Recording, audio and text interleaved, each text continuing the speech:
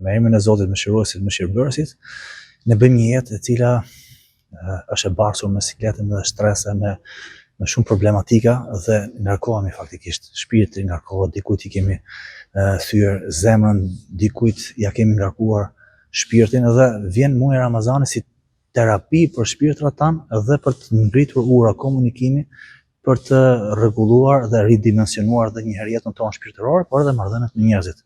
Prandaj muaji i Ramazanit është si pushimi vjetor që të bëjnë njerëzit pas një viti lodhjeje dhe ngarkesash.